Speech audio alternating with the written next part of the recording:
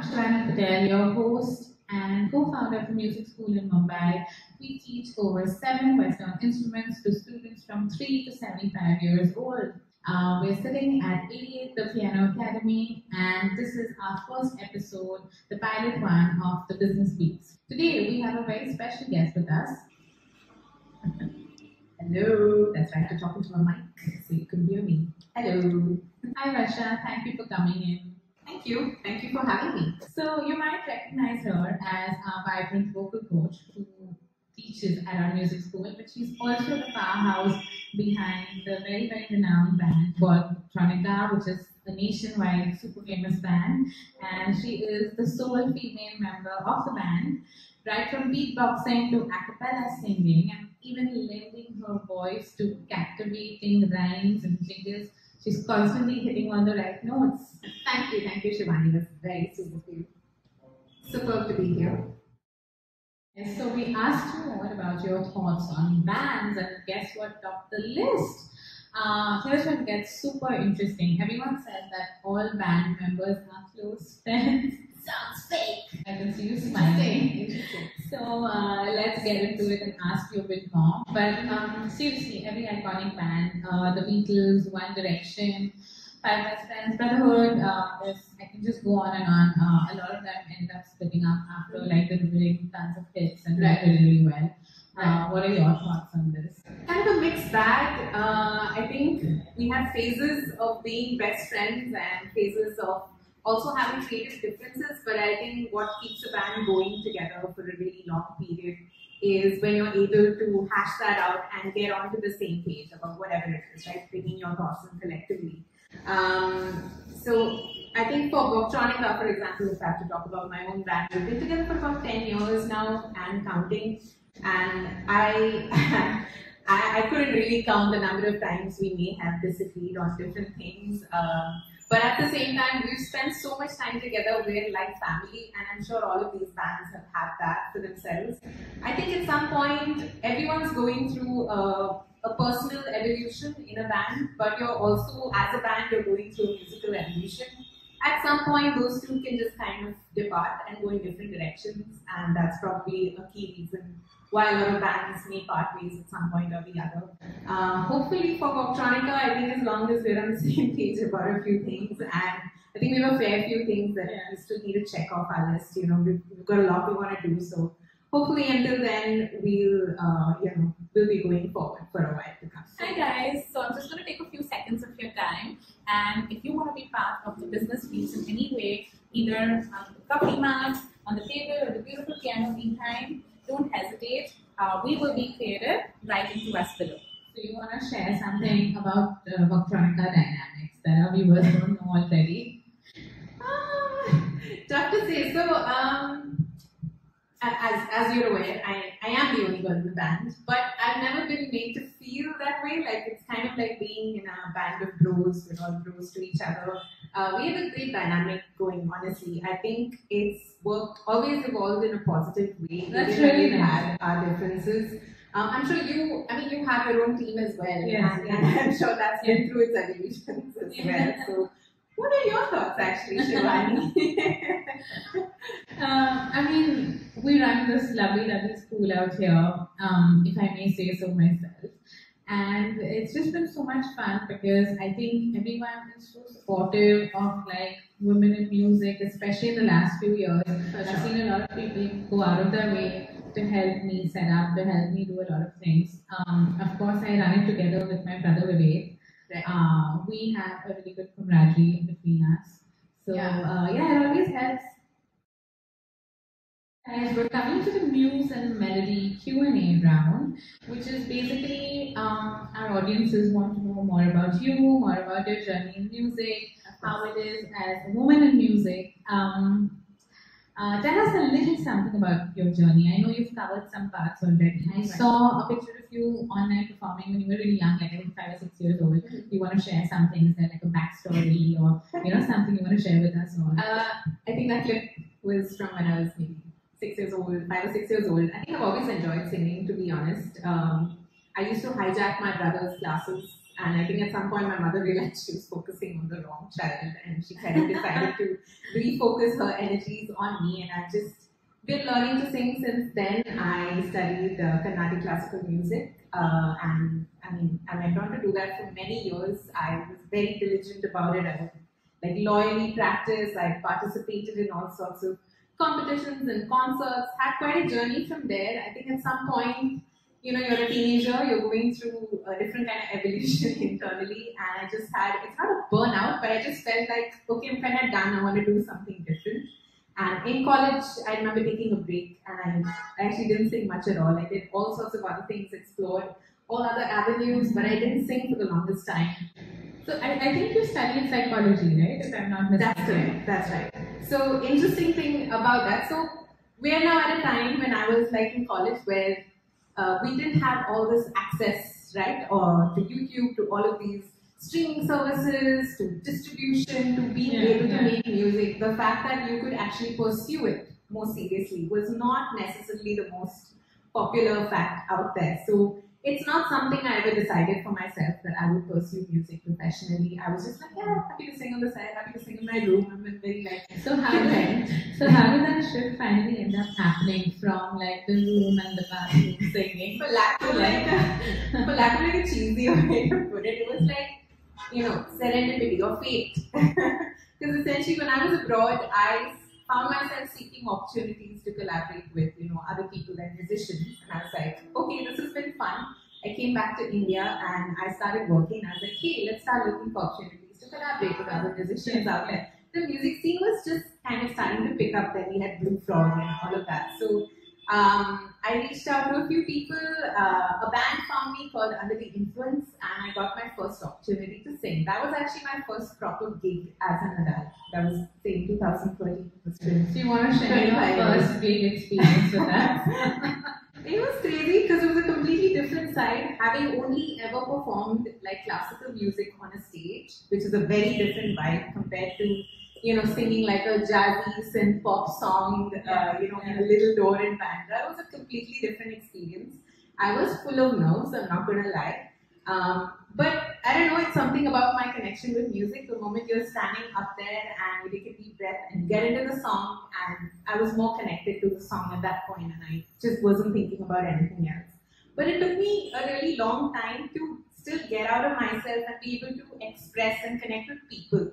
I was still very much only connecting with myself for the longest time. That's where Voctronica kind of really helped me with that journey, because that's when I really started discovering what it meant to be not just a singer but a performer on a stage. So yeah, wow. I haven't looked back since then. Lots of interesting stories and anecdotes out there. So tell us, Varsha, how do you balance your singing and your professional commitments and your teaching? And you should tell me. It's challenging for sure. You would know this. I definitely know it and feel it every day because you're trying to wear multiple hats all the time. And I think it's really important to, if you're doing something you really love, you find a way to make time for it. I think you give it your best. And you find people that are kind of in your corner who see potentially, like Shivani and Vivek, who really understand what you're doing, who you are as a musician, and are able to kind of accommodate that part of you as well as you as a teacher, or whatever else you might be pursuing, right, on the side. So I think it's important to find those right people and honestly just give it your best at the end of the day. I think all of these roles feed into one another. Me being, of course, a musician and a performer definitely feeds into how I can mentor the kids here today from experience. And vice versa, me being a teacher and learning also feeds into how I am in a studio or on stage. So, I do think we are very lucky to have you. Luck is on mine. So to all our non-musical listeners who are listening to us right now, any words of wisdom, any passionate anecdotes, anything you want to share? Passion. I think as long as you have, a passion and a drive for music, and really just working hard at your skill, right? Putting in the time. I think that's the most important requirement to learning music, I'd say, or even being in music. No matter what stage you enter that. Because you have to be ready to put in that time, the hours, the blood, sweat, and tears, ready to enter it with an open mind and allow yourself to learn, beyond your comfort zone. Just get out of your comfort zone, learn from other styles of music, take in just everything. I think that's a big part of what it means to. I think these are some great messages, even for not musical people Yeah, and not 100%. musical listeners, because I think getting out of the comfort zone is something that's really underrated. Yeah, I feel like, of course, we've explored my journey a bit. I'd love to know your journey, like what got you here to this point, and I don't know, how does it feel to be a woman kind of driving this entire force forward, right? So before anything, let me just say I love what I do, and I think very few people on this planet are as lucky. For sure. But I started playing the piano at a very, very young age. For everyone who doesn't know this, and I think my mother's been my biggest inspiration. She was a singer herself, classical, and she was very, very particular about practice and getting stuff done. Before I knew it, a career in music just kind of happened off the bat. It was way more fun than any other conventional jobs at the moment. And I absolutely loved being with kids, teaching them, having people walk into this lovely space knowing nothing, and going out of here so much more enriched in a whole lot of ways. It's been a lovely journey for me. Yeah, amazing. It's crazy how our moms actually play a very vital role. Parents in general, but I feel like how your mom has played a very vital role in your journey. So did mine in my journey, because it was because of her and all the time she would take to make sure I practiced. She made sure she took me to every competition out So there. I say this to my students' parents a lot, that the role of a mother is much harder than the role of a father, because you're constantly having to push your child to do his or her best. Right. And I think somehow only the moms, especially the moms rather, know how to bring this side out of their kids really well. For sure. I feel like it has such a lasting effect, right? And it brings us to where we are now, I believe. Yeah. Let's move to the new segment. So, Varsha, we're going to be putting your skills to the test. Oh dear. Basically, I have a bunch of words ready for us out here, and I'm going to mention it, and all you have to do is sing. Okay. So, how many do you think you're going to get? I guess we're going to find out. Okay, so again, Okay. so the first one is floor. Okay, this song has been playing a lot on the internet of late. It's murder on the dance floor. You better not feel the groove. DJ, gonna put this thing comes right down. And because we've been having this lovely talk, my next word is conversation. For some reason, the only song that ever comes to my mind with that word is the Elvis song. Oh wow, let's Little do less that. conversation, little more action. All the innovation, satisfaction in me. I don't know the words, but I do remember that. And then because we were talking about Elvis, you know what he's really famous for, right? His little dance moves, so dance. Oh, nice one. I can see what you did there. This is like a classic. I wanna dance with somebody. I wanna feel the heat with somebody. Yeah, I wanna dance with somebody who loves me. Oh, super. Love that last one. Last word for today, and honey. That's a tough one. I should remember the words. That's the tough part, actually. For a singer, yeah, singers are actually really bad at lyrics. Many singers are. Alright, so honey. Okay, yeah. Another classic. Sugar, dun, dun, dun, dun, honey, da, da, da. You are my candy girl, and you got me wanting you. Yeah. I was going to continue singing. It's Shivani's turn. Thanks so much, Varsha, for being here today. I think everyone has had a blast listening to your journey, listening to your really nice insights.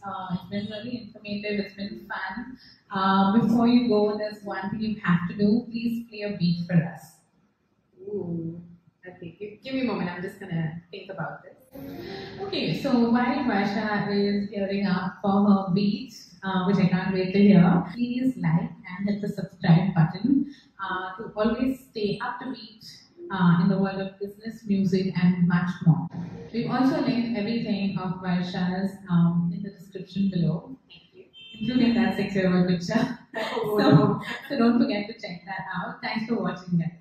Alright, so I gave it some thought and I'm going to throw a little googly away and instead of picking up an actual instrument, I'm just going to go ahead and make myself the instrument. This is what I do with Voctronica, so I'm going to make a little mouth trumpet for you guys.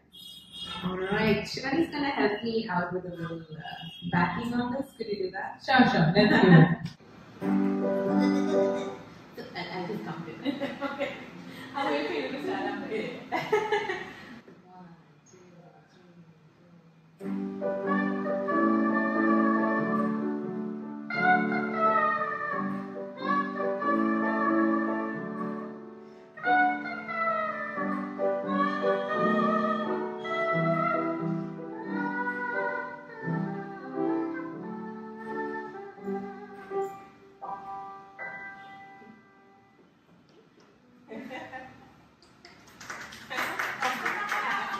3.